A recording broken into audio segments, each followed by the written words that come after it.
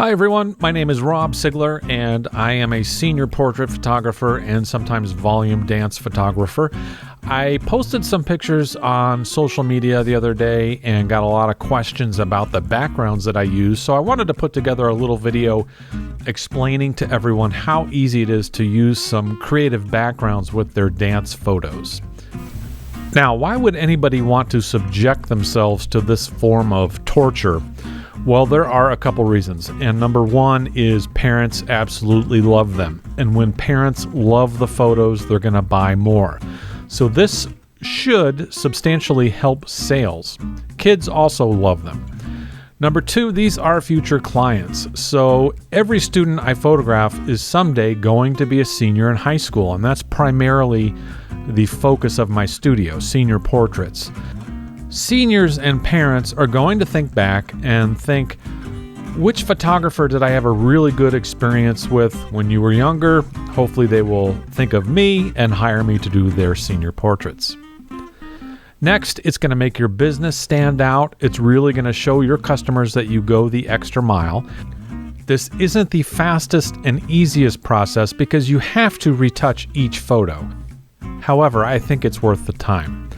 Number four, this allows us to match the color of the dancer's outfit with the color of the background. I have seen so many dance photographers photograph on pure white, and I used to do this, and the pictures come out looking kind of plain.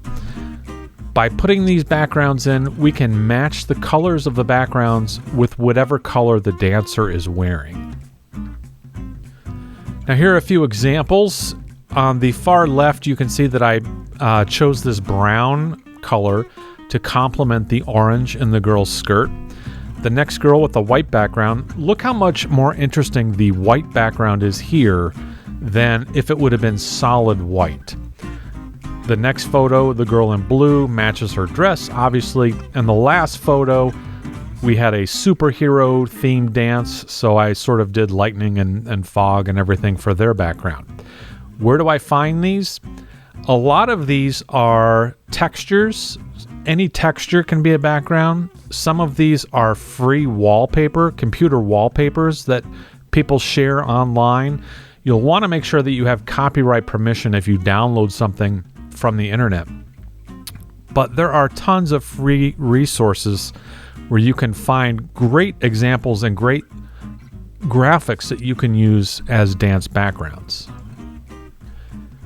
This video is not sponsored by Envato Elements. However, I'm sure you've seen videos on YouTube that are sponsored by Envato Elements, and if you've never checked it out, you really should.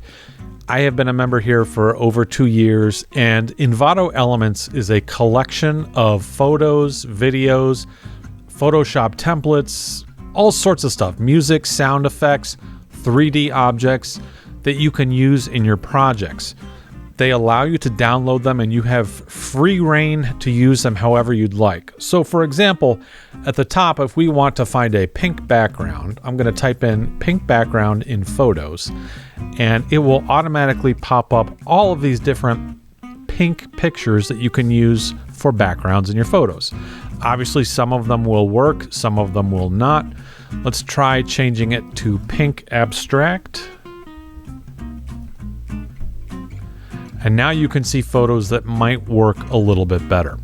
This is where I find almost all of my backgrounds, and I'm going to put a link to Envato Elements in the description of the video. Here's an iPhone picture of the studio lighting setup that I use for these photographs. I always use one large main light in the front to the side, and this is just an inexpensive umbrella placed onto a studio strobe. And then I also use 2 kicker lights in the back. These kicker lights make a light outline around the subject, and it makes it easier to extract the subject. Now we're going to open up our file and start our extraction. If you'd like, you can download this very file in the description of the video. And there really isn't too much to do in Camera Raw. Sometimes I turn down the highlights because if they have a really bright costume with bright colors, it's easy for those colors to get too bright. And if we zoom in real close, you can see that outline of the light I was talking about with the rim light. The rim light makes some clear separation between the subject and the background. So now I'm going to click open and open up our image. So now we're ready to start our extraction and put in our new background. The first thing I always do to every single image that I edit with volume work is crop it as an 8x10. Because once it's an 8x10, it's much easier to resize that into a 5x7 or a 4x6, because all we have to do is cut off the sides of the image, not the top and the bottom. The last thing you want to do is cut too close to the dancer's head or feet, because obviously those are important parts. So I am going to select the crop tool, make sure the preset 4x5 or 8x10 is selected, and I'm going to center her so she's right in the center, and that looks good. And now we can double click. Let's go ahead and do the selection, and this is super easy. Under select, hit select subject. The selection tools in Photoshop now are so good. They will save you hours of time. Sometimes I like to go in and press the select and mask button just to clean up the mask a little bit. So I'll hit the R key for the refine edge, and I'm just going to brush around her hair a little bit so it is a little bit smoother transition from her hair to the new background that we put in.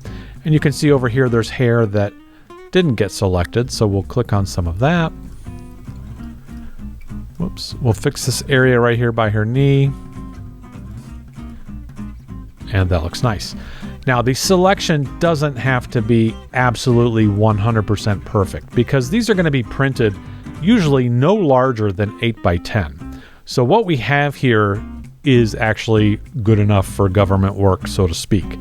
Next, let's choose our background. I already have a background downloaded from Envato Elements, and it is this one. So I'm going to open that up.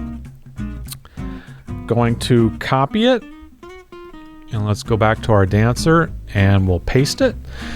Whenever you choose a background, it's super easy to stretch it into place, and you don't have to worry about it becoming pixelized too much because it's just the background. It's going to be a little bit blurry anyway. So I'm going to hold down the shift key so I can stretch this like this. And now our new background is in place. However, it's in the front, so we need to pull it down to the back. And there we go. Some backgrounds are going to look natural as far as having a floor. Some will look like just a straight wall. So we need to make the floor a little bit more apparent in its perspective. So what we're going to do is hit M for the marquee tool, and I'm going to drag a box up to about right there. This is where the bend in the background would be if this was in a studio. Now I'm going to hold down Command or Control T for free transform, right click, and then select perspective. Then grab one of the corners and drag it out like this. Press enter when you're happy with that. Press Command D to deselect, and now you can see that this background appears to have a floor. Now, one of the most important things you need to do whenever you composite anything is add shadows. Our light is on the left side, coming down towards the right, so our shadows need to be mostly on the right side of her. The shadows are sort of the magic element that really helps sell the fake and make it look real. And shadows usually take on the color of their background. So if this image was dark blue, the shadows would be a darker blue. Since this image is pretty much white at the bottom, I'm going to use black as the color of my shadows. Wherever her body touches the ground, we need to make what's called a contact shadow. So I'm going to make a new layer and call it contact shadow. A contact shadow is dark and not really soft, kind of hard.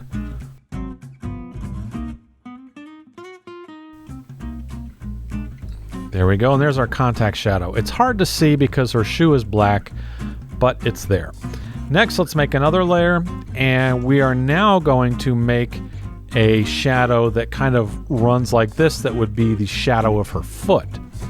Now, what we need to do is edit our brush by squeezing these little handles to make the brush thinner like this. And now when we click, it's going to look like the shadow is in the perspective of the floor. Let's make the brush a little larger and let's make it very soft. And let's turn the opacity down to about 50% by pressing 5 on the keyboard. I'm going to click one time and you can start to see what the shadow is going to look like. Now I'm going to press 2 on the keyboard so that the opacity is even less and just sort of fill in these edges like this. There we go. This part looks pretty good. The part in front we need to erase. So I'm going to press E for the eraser tool and I'm just going to erase that like that. Let's turn down the opacity of the shadow layer just a little bit. It's easy to overdo it. And right away you can see that if we turn the shadows off, how it looks like she's almost floating. The contact shadow and the foot shadow sort of give it some dimension and show that she actually belongs in that picture. The next shadow is from her body, and this shadow is really light. If her leg and arms were standing out like this in a bright light, there would definitely be some shadows of those objects on the ground. So with a really soft brush on a new layer, I'm going to just dab a few times, going back like that. Since her arm is sticking out right there, we'll make a little shadow for her arm. And now I'm going to turn the opacity of that layer way down. And there we go. I think that looks pretty good. We can then flatten the image, retouch everything as we normally would. I know this seems like a crazy amount of steps to do for a single image, but I've got it down pretty quickly. Once I make the background, I use software and actions that will just place the dancer in. I go into each person, do a couple dabs for a shadow, and I'm done. So it is a super fast process once you get the swing of it. Let's try another image. The next image we're going to do is this one. And again, if you'd like to download this one, it's in the description of the video. I knew I wanted a dramatic lighting look for this specific outfit. So I turned the kicker lights off and I only used one light. And that was the big umbrella main light that I had on the left. I moved it as close as I could to her so that it wouldn't be in the frame. And in Camera Raw, we're just going to bump the exposure up a little bit. And that looks pretty good. I'm guessing our extraction is going to be a little bit tougher because we don't have those side lights outlining her. Let's see how Photoshop does. Before I open this one, we want to make sure our bit depth is 16 bits because we're going to make a gradient in the background of this one. If we're opening this in 8 bits, then we're going to see a lot of banding. So make sure you click this little link at the bottom of Camera Raw and make sure 16 bits per channel is selected. So I'm going to click OK. Now we'll click Open. Again, the first rule is crop it like an 8x10. So we're going to drag the box out like this, put her exactly where we want her, and click Enter. Now under Select, let's choose Select Subject and let's see how it does. Oh, it's actually pretty good. You can see in her hand right here, it missed a big spot. So I'm going to press W on the keyboard, hold down Option, and see if I can help that area out. Well, we'll do that in the Select and Mask workflow. All right, not bad. Let's press Select and Mask, and with the Refine Edge brush, I'm just going to paint over her hand like that, see if that improves it. And it brought some of it back, but not all of it. So I'm going to press B for the brush tool and just kind of brush that back in manually.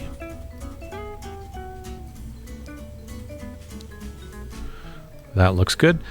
You can see that it cut out part of her eye because her eye is dark. So let's see if we can paint that back in and keep it looking real. There we go. And let's refine the edge of her hand right here. So I press R on the keyboard for Refine Edge tool. I'm going to press B and just paint her hand back in. Again, the extraction doesn't have to be perfect because this one's going to be on a dark background. So that will sort of hide a couple of our mistakes if we make any. And her feet look pretty good. I'm just going to, with the brush tool, paint that in. Maybe paint this in just a little bit. And that looks nice. I always output my layer to a new layer with a layer mask. Now our image is ready for a new background. So how in the world do we pick a color that will match this color of green that's in her dress? If you click the eyedropper tool and sample this green, then click on the green patch, and down at the bottom you'll see a hex code. This code represents the color. Let's bring that color. I copied it. We're going to go over to color.adobe.com. And in the center color here, I'm going to hit paste. And it's going to show us different color combinations that will look good with this middle green. The middle green is our main color. So if we wanted an analogous color scheme, these would be the colors. Monochromatic, these would be the colors. If we wanted a triad, we could add this really pale blue and this kind of pale brownish reddish. Complementary colors. So all of these colors are going to look great with the green dress. For example, these purples would look really nice with the green. But I think what I'm going to do is keep it analogous. We want the background to be almost the same exact shade as our dress. So what I'm going to do is sample the darkest green I can find that still looks like green. So we'll say it's right about there. Now I'll make a new layer and let's fill the background with that green. I'm going to hold down Option and Delete, and it will fill the background with that dark green. All right, here's our background now. We have the general color set, but I think I want it to be even darker. So what we're going to do is click on our color swatch, and I'm going to drag the color down a little bit. It's going to keep the same hue and saturation value, but the brightness level is going to be a little bit lower, and I think I like that better. Now that we have our background in place, let's add a little bit of light to the back. So what I'm going to do is sample a bright green color, and we've already got our dark green in the background. I'm going to press G and make sure that the radial gradient is selected, and I'm just going to hold Shift and drag a straight line out like that. That looks pretty nice. Let's duplicate this layer by hitting Command J. Then with the Move tool selected, while holding Shift, I'm going to drag this box down, and look what it did. We just made our floor. So this is the floor layer, and I'm going to decrease the opacity just so the light isn't too bright.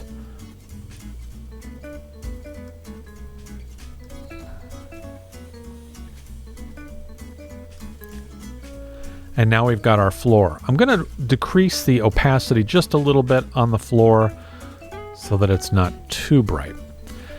Now let's paint in some shadows. Again, super easy.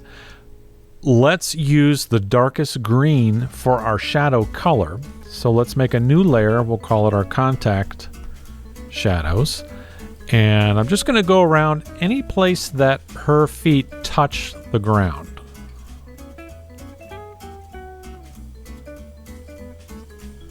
Again, I'm making more shadow on the right side because our light is on the left.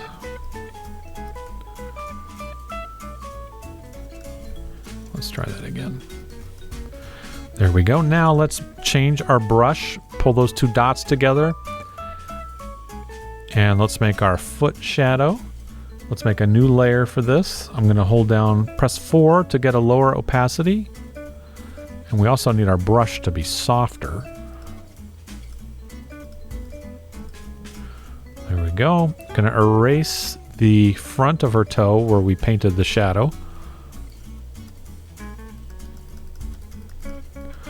Now let's make a couple shadows from her body. So again, with a large brush, let's shrink these two little dots. There we go.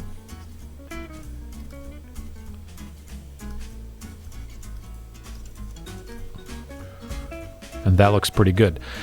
Now her feet are too bright for the scene, so we actually need to darken her feet a little bit. So what I'm going to do is make a new layer above the subject layer. I'm going to hold down Alt or Option, and I'm just going to paint on her feet a little bit, and then turn the opacity down just to darken up her feet. There we go. If you're happy with that, we can flatten the layer.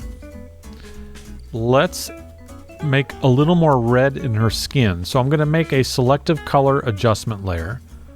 Turn back the cyan just a little bit. Maybe add a touch of yellow. And there we go. Let's flatten that. You could further go on to add color grading in Camera Raw.